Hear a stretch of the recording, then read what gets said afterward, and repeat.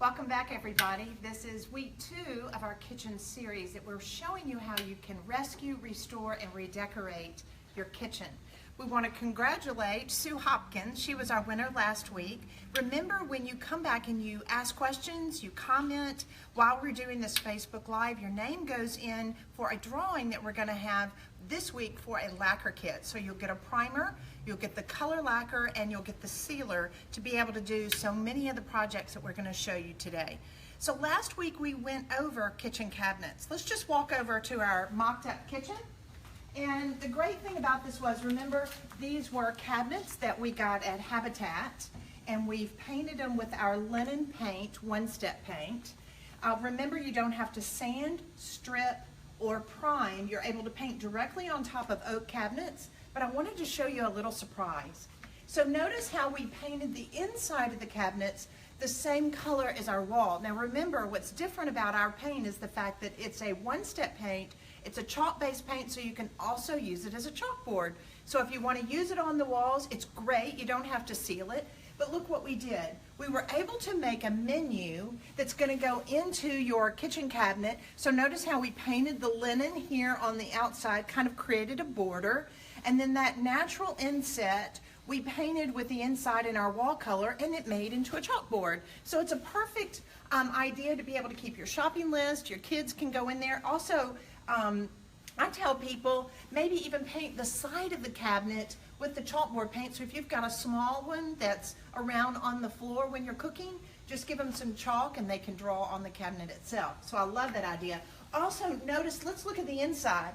See these glassware? We bought these at Goodwill. And if you go to yard sales, you'll find all kinds of glassware. Maybe it doesn't have a great look to it, but you're going to be able to lacquer them with our Amy Howard at Home lacquers. So let's go back over here, and we want to show you a kitchen inspiration. I love this kitchen. It's adorable in the fact that it's got a lot going on, but here notice how they painted the inside of their cabinets in accent colors, so when you open it up, it's like a fun surprise, or you can take the doors off and leave that like that all the time. Look at the lacquer that's on this mixer. What a great pop of color. We call that a citron, and I love how that plays in really well with the blue. But you may say, well, I don't have a lot of white dishes. Here's just a mason jar. Here's where somebody has painted or gotten a white French press and bowls. You can lacquer all kinds of dishes and things like that that you find at yard sales in these great pops of color. Look at all these amazing colors that the Amy Howard at Home lacquers come in. So you've got your blues, pinks, orchids, yellows, begonias, kumquats. So many of these colors are great to be able to bring in as a theme in your kitchen. I really would suggest not bringing in too many colors. You want to probably stay with a theme. So on this kitchen right here, I love that they have painted the refrigerator. So remember, appliances can be large appliances as well as small appliances. So see how you can do a lacquered refrigerator, even a bread box. All the time at yard sales and estate sales that we go to, I'll always see these fun little bread boxes. But look inside all of the pieces that she's got in her cabinet that you can easily lacquer. Don't forget, we want you to, this is live, we're here from Memphis, and we want you to ask questions that you may have so we can go over with you and answer them live. So I'm going to set this aside. Amy, Sarah wants to know, how many different colors do you have in your lacquer line? 17. So the great thing about it is it allows you to be able to go in, especially with the blues, the navies. A lot of those colors are really in. I love how somebody said earlier that pink was the new stainless. So we actually have an old refrigerator. We just moved into a new building over here, and we are getting ready to do our refrigerator in Belize. But I have a couple of appliances that I thought it would be fun to show you some before and afters. We're calling this a kitchen inspiration with our appliances, and I thought this adorable vintage mixer would be one to get you really excited. So notice how it's kind of scratched up. I love the shape of it though, and I thought, wouldn't it be fun to be able to lacquer this? So here's the before, and here's the after. So we used our Amy Howard at Home Belize lacquer. Now, this is not just a regular paint. This is a nitrocellulose lacquer. One of the things that's so great about ours is the fact that it comes in all these great trendy colors. And you'll notice here on my mixer, I'm just going to lift this up, the bowl that I had was green. And I thought, you know, I love the green, how it kind of plays off of this blue. So I lacquered the outside of the bowl, which gives it this beautiful glossy finish. That's what a nitrocellulose lacquer is. It gives you a beautiful glossy finish onto your appliances. Notice here what I did. Now on the cord, it was black. And when I had the black up to this beautiful new Belize color, I thought, I'm gonna paint it. So I just used the one-step chalk-based paint and painted my cord. So that way it was much prettier. Now I want to show you, who hasn't seen these tea kettles? We actually went to some garage sales and got this tea kettle from a garage sale. And it's great because I love the shape. It's very utilitarian. You know, we're learning so much about not using hot water spouts and actually warming up your water on the stove. So here we go. There's the before and here's the after. Now remember on this, we're just doing the white and the gray. This is Lagrange with just our regular white Perfection lacquer. And one thing I want you to notice though, we did not paint the underneath. I will use that as the original baked on finish because as the heat goes on it, I want to not put my paint on the bottom. So that way it shows how beautiful transformation is, and I kept the stainless the same too. That way I can easily wash it. Now as far as washing these pieces that you're redoing, make sure that you wash them with just Dove soap. Just kind of like you would your china, you want to make sure that you just use dishwashing soap, a rag and some water. I would not say that I would put these in a dishwasher. I want to wash them by hand. It'll just protect them and make them last longer. Can you paint the back side of glass? Does that make it more food safe? Yes, absolutely. I do that a lot of times. So on pieces that I have that are decorative, which I wanted to go into these with you, of course you can paint mason jars, but a lot of times when I'm doing bowls, let's go back over here because that's a great question. I just want to show you what I did. This was a cake stand. And so a lot of times I won't paint the top part, I'll just paint the underneath, and I'll leave the top part just in the clear glass, but you can see the color through it. So if you're painting bowls, something that you're going to eat out of, just paint the underside so you get the color and the benefit, but you're not going to be eating out of the actual paint. While you're there, Amy, we had some questions about painting your walls with chalk paint. Do you have to seal that? Okay, so the question is, do you have to seal your walls when you've used the Amy Howard at Home one-step chalk paint? No. That's the great thing about it is with our paint, one, it does not contain any methanol, it has no VOCs, it's also safe enough to use on cribs, baby furniture, but it's great on walls. So especially at our retailers, we have boutique retailers all over the country. We also are available in a lot of Ace Hardware stores that will custom tint the colors for you. So the options that you have for colors is virtually endless. Our one-step comes in a light base, a medium, and a dark base. So you just pick out what color you want and they'll mix it, and that way you can use it on your wall. I will tell you the finish on our walls that we have here are so soft and so velvety matte. That is a new trend too. If you're not familiar, a lot of people want to make sure that they use green, safe, and no VOC paint, which ours is, but also it's that beautiful matte finish that you can easily clean with Windex or any type of cleaner. I love these questions. Keep these questions coming in. So now we've inspired you. We've shown you how great a kitchen can be. We've shown you how you can create shopping lists and how you can use the lacquer on your appliances. Now I want to be able to show you and educate you with Gene. So Gene, if you'll come on over. Remember from last week, this is my husband Gene. Thanks for having me back, Amy. So we want to I'm so sorry. So we want to show you how to be able to lacquer this toaster. This is a vintage toaster, so you want to make sure that you take this tape. We didn't know whether or not we should let him be a part of this because we know his whole thing is to make me laugh, so I apologize. So I want to make sure that I just tape off the cord, and we taped off the inside of the toaster before you actually start to lacquer it. So the other thing is we are going to paint the handles, so the whole thing is actually going to be lacquered. Well, stainless is great. It's very easy to lacquer with our paints, but you know, as this person said earlier, that pink is the new stainless. So we thought this would be a lot of fun. So, Jean, what's the first thing we should do when we're getting ready to paint this toaster? Well, first thing we want to do is, you can see we've sealed off the openings for the toast because we don't want to get lacquer down inside the heating elements. And then the next thing we did, we also taped off the cord because we don't necessarily want to paint that. You may want to paint it a different color, which is great, but for now we're just going to tape off so that we don't get overspray on the cord from our lacquer. Question, can I use the lacquer on this cord? You can use the lacquer on the cord, but keep in mind there's a tensile strength to this, and because this cord is very flexible, it may have a tendency to crack and then of course flake or chip off. So would it be better to do the one-step paint? Absolutely. We should use the one step that has more flexibility, and because this is a fabric cord, it's even going to adhere better to the fabric. Awesome. Yeah, that's one thing. We haven't actually had a segment on that yet, but you can use the one-step paint on fabric too. It's great fabric paint. So after we've done that, after we've covered any area that we don't want to paint, another thing is you may like the two-tone. You may want to keep whatever the base color is, so you'd want to tape that off as well. So tape off anything that you don't want to paint. All right. So the first thing we need to do is we've talked about, and you'll say, y'all sound like a broken record, but we developed a product that allows you to be able to clean and get the waxes off any type of grease or residue that might be on an appliance, or dishes or furniture or whatever that you're using.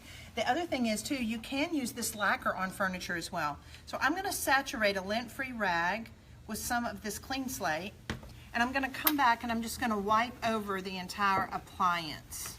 That way I get it really clean. I don't have to come back with any type of Windex or anything. So I just want to make sure that it's completely dry.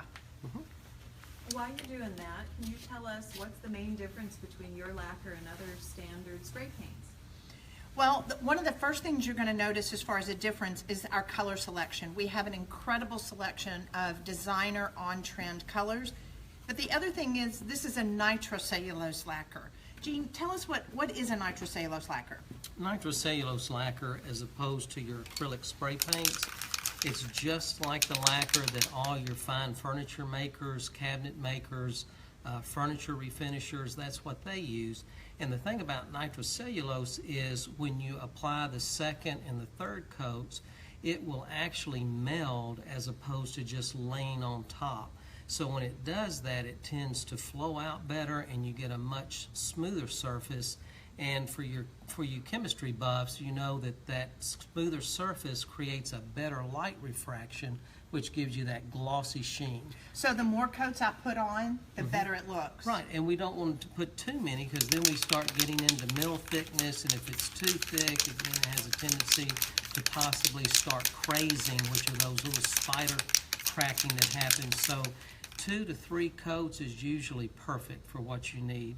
So now we do have 3 products, and if you'll make a comment today, your name will go in for the drawing that we're going to have for a kit, which will consist of your primer, your color, and the bright idea that goes on top of it. So, but for today, when we're working on a stainless or a metal product like this, there's no need to prime it. If you're working on wood, you will need to prime it. But on this, we're just going to start directly with our color. So we're actually going to be doing pink on this toaster. Now you'll notice here that ball inside. Jean, what does that ball do? That's an agitator. And that agitator will agitate the person in the room hearing that clapping over and over again. But what that does, it mixes up the pigment and the nitrocellulose lacquer and the other ingredients in there that gives you the final product. So you do want to shake that up really well so you get a much more uniform coat of color. All right, so we've set up our spray booths. Now remember, last time, if you didn't see that segment, go back and watch that section that we did on kitchen cabinets. But we've set up a little spray booth over here, so you can spray in your garage or spray outside, but you want to make sure that there's no wind that's going to come across it. And Jean may talk about that just a little bit more when we come over here. So we're going to bring the toaster over to our spray booth. Amy, Meredith would like to know, can this be used on the floor or on tiles? Oh, that's a great question, Meredith. Okay, so Meredith's question is, can this be used on floor or tiles? Absolutely, it can be used on tiles. I would not use it on a floor. The one-step paint is great for that. But for tiles, say you have a bathroom or you have a backsplash, Just as a segment, we are going to be doing backsplashes next week, same time, and we're going to show you how you can do patterned backsplashes and use the lacquers on glass. But you can use it on tile in a bathroom, and it looks just like a brand new commercial bathroom. So if you've got an ugly green from the 60s and you want white tile, all you have to do is come in and use this, and it works really well even in showers. So Gene's putting, he's raising it up so that way he can get underneath it. I'm raising that up because when we spray the lacquer, what's going to happen if it's sitting on the surface, whatever that surface is, as the lacquer's drying, it's actually drying to the surface. So when we pick it up, it's going to leave a pull mark. That's a great idea. I've raised it up just a little bit. I just put something underneath it to get it off the ground, and that'll give us what we need to do. Now, should we have somebody that we can actually show how to use the lacquer? Yes, we have somebody here. Her name is Lee. Lee, come on in. And she's going to be watching, learning, because we didn't want to create a contest, but we wanted to have it so she could be taught how to do this because she's never lacquered before. So a lot of you may be going, okay, like he's an expert, you know, they've been painting furniture all these years. So we thought we would get a novice, somebody that's never done this before, and Jean's going to explain it to her. All right, first thing we want to do, once we've got it well shaken, we want to start at the top and work our way down, and that's because of overspray. Many people, one of their main concerns is overspray, and what happens with the overspray is the overspray gets into the wet areas of the lacquer, and then it creates a dull, rough surface. And so what we want to do, we start at the top and work our way down so that the overspray is constantly falling away from the fresh product that we've just put on. The other thing is we don't want to use this like hairspray. We're just not going to spray like this. We're going to have an intentional, uniform passes, and that's when we just go left to right, and we'll work our way around. So it's kind of like a paintbrush. Your can is your paintbrush. So we're going to start at the top, and I'm going to start on the top area. I will start at the front and move back. Again, what that's doing, that's allowing the overspray to stay in front of the wet product. So we'll start here. That color's awesome! Oh my gosh! It's Notice gorgeous. I'm about 6 to 8 inches away as I spray this, taking it all the way down. I'll come over here to the side, do the same thing. It looks even more vintage. Love it. Okay, I have a question. Could I paint, if I want to be able to have my dishwasher to coordinate with this, I can spray this on the front of my dishwasher Do the same thing. and the refrigerator. And we've got the benefit of that chrome being smooth, and because it's so smooth, this is allowing the product to go on it smooth as well. So that's our first coat. We would let that dry approximately 45 minutes to an hour. The longer you let it dry, the better before we sand it. And what we're going to do is after it dries, we'll sand it with some 400 grit sandpaper, just very lightly, and then we'll come back and wipe that off, all that little dust and residue from the sanding, and we'll put another coat on it. If we try to sand it too early, what's going to happen, it's going to actually pull the paint off because it's not hardened enough. And this is one thing that we ran into. You've got to make sure if you're in a city like we're in Memphis, the humidity is very high. It's going to take longer for this to cure. So you need to allow a little bit longer. If it's raining that day or if it's real high humidity, then it will have a tendency to pull just a little bit more. I think we have a question. We do. How do you keep the nozzle from clogging, and what do you do if it does clog? If it clogs, a couple of things. One, take a rag or something and wipe that tip off real good. You can also turn the tip back and forth. One of the things I like to do after doing those two is turn it upside down and watch how now, see how I've cleaned the tip out? And now it's ready to start spraying again. That's a great tip. And how do you keep it from dripping? Dripping, two things. One, the speed of which you're applying or your passes, and two, the distance. If I'm too slow and I'm too close, it'll have a tendency to put too much product and it'll start running.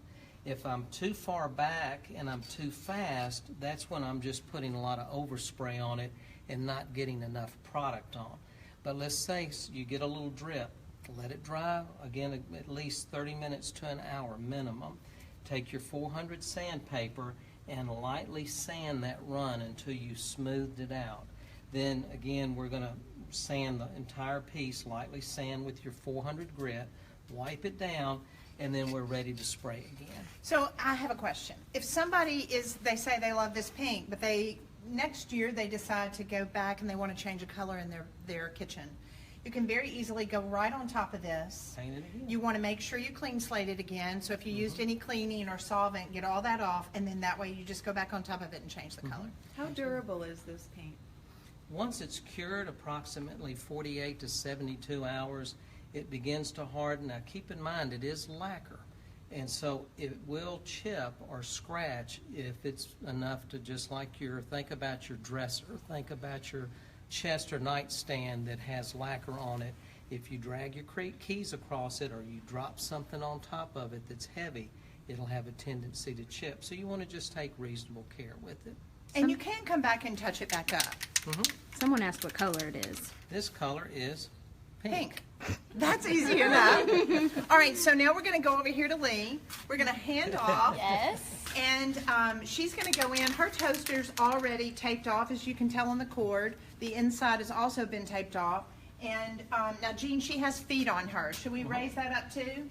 You know, the fact that she has the feet on there, I believe it's okay. And we've also clean slated this too, so she's ready to go. Keep in mind, Over top, right? 6 to 8 inches, start with the top, and then just work your way down, and then the same thing with your sides. Start out a little bit further away till you kind of get used to it, and then you can get a little bit closer. Would Okay. it be a good idea to practice on the wall first? You know, my suggestion is anytime somebody's using the lacquer for the first time, get something to practice with that Yes. that is not, you know, your great-grandmother's jewelry or something. You want to use something that you can throw away that's not of any value, and just practice on it a couple Maybe of a times. glass piece that they got at an estate sale or a garage. You practice on that first. Get you a 50-cent ashtray at the garage sale. Watch out, I'm gonna practice. Okay. Is that good? Yes, that's awesome. Yes. All right. So over top. Oh, see. There you go. There you go. Very Beautiful. good. Very Beautiful. good. That's it.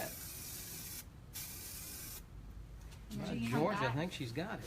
Somebody's asking if they can use steel wool in place of sandpaper. No, you don't want to use steel wool because the steel wool doesn't do the leveling. So somebody asked steel wool versus 400 grit sandpaper.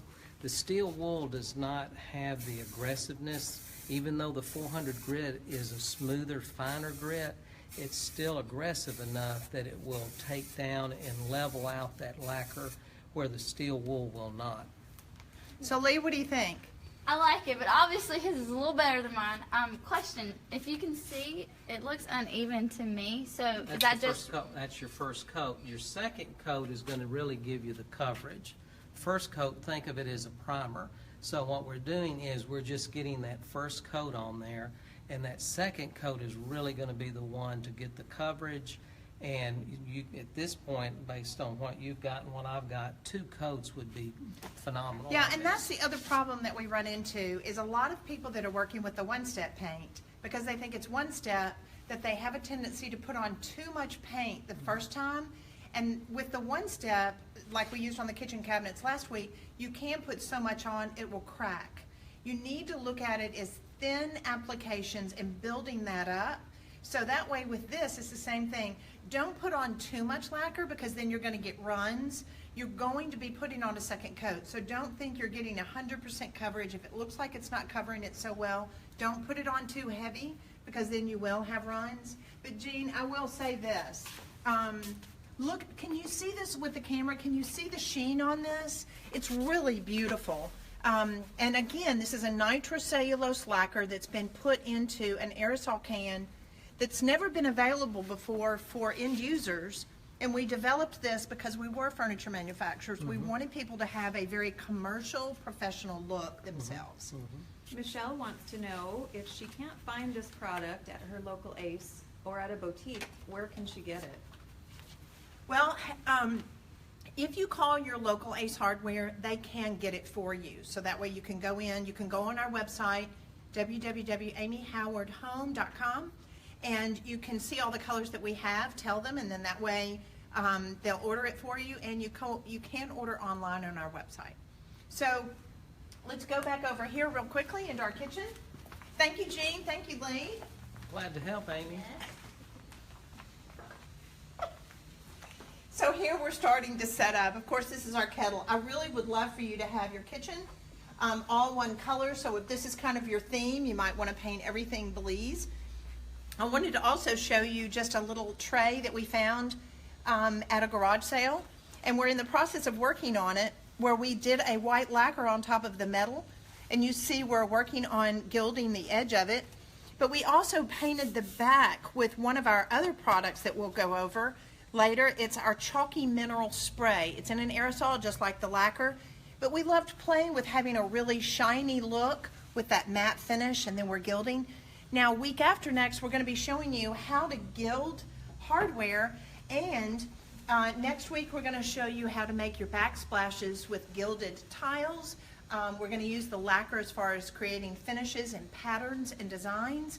And also we're going to show you when we gild our hardware, we're going to show you how to take this countertop that we painted from Habitat with the one step to make it look like Carrara marble. So I hope you're enjoying this kitchen series. We want you to ask questions and comments. Be sure and share this with your friends. Until next time, we'll see you next Wednesday at 3 o'clock.